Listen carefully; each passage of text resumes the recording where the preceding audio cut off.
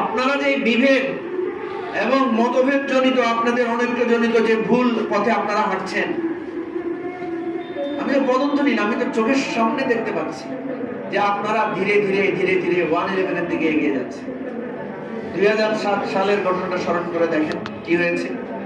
সরকার ভুল করেছে, রাজনৈতিক দলগুলো ভুল করেছে, কেউ কারো বড়ত্ব ইগো কম্প্রোমাইজ করে নাই, ফলে অনিবার্য 111 এসেছে।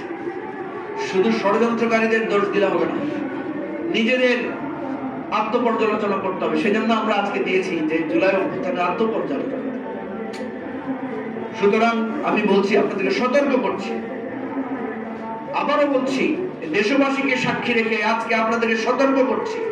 শেখ হাসিনাকে আমরা সতর্ক করেছিলাম বারবার যে আপনাকে পালিয়ে যেতে হবে, আপনি এই দেশটাকে ধ্বংস করছেন, আপনি আওয়ামী লীগকে ধ্বংস করছেন, আপনি এই রাষ্ট্রকে শেষ করছেন।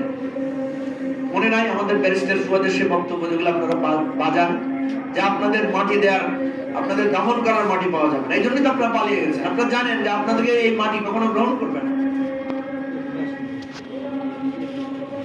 হয়েছিল ছিল আমাদের, তারা তো আমাদের সতর্কতা শুনে নাই। আজকে আমরা বলছি, আমরা দল হিসাবে কত বড় বা মাঝারি বা ছোট সেটা গুরুত্বপূর্ণ না, আমরা এই জাতির কণ্ঠস্বর হিসেবে সতর্ক করছি। আপনারা যে পথে হাঁটছেন আমরা স্পষ্ট দেখতে পাচ্ছি 2007 সালের ডিসেম্বর জানুয়ারিতে যেই ধরনের রাজনৈতিক আবহাওয়া বিরাজ করেছে, আপনাদের আচরণে সেই ধরনের পরিস্থিতি বিরাজ করছে। তাহলে সমাধান কি? সমাধান হচ্ছে আপনারা সমঝোতায় পৌঁছান। আপনারা নিজেদের ইগোকে সংবরণ করেন। আপনারা স্মরণ করেন আমরা 2 বছর আগে আমরা কোথায় ছিলাম, 1 বছর আগে আমরা কি অবস্থায় ছিলাম। 1 বছর আগে আমাদের রাজনৈতিক পরিচয় কতটুকু দিয়েছি। আরেকটা কথা বলতে চাই, রিমান্ডের স্মৃতি হিসাবে আমি বলতে চাই, আমাকে রিমান্ডে, অনেকে বলেন রিমান্ডে অনেক নির্যাতনের শিকার হয়েছে, কিন্তু আমি দেখলাম যে আমাকে ওই অর্থে তেমন নির্যাতনের শিকার হতে হয়নি।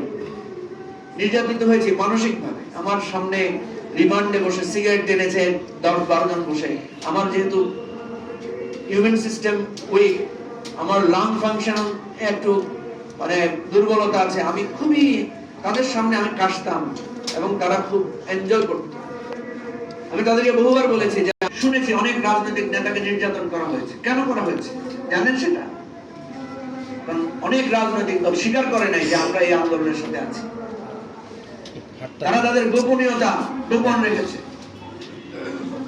আমরা স্বীকার করেছি, হ্যাঁ আমরা এই আন্দোলন, আমরা চাই শেখ হাসিনার পতন। আমাদের মোবাইল চেক করে বলা হয়েছে আপনি এত তারিখ মুখকে ফোন করেছেন, হ্যাঁ করেছি। আমাকে বলা হয়েছে নাহিদকে আপনি ধানমন্ডির 10-এর অমুক বাসায় রাখার ব্যবস্থা করেছেন, আমি হ্যাঁ করেছি। তো আমরা তো বলছি করেছি, তো পুলিশ আমাকে মারবে কেন? সে তো সব দেখতেছে।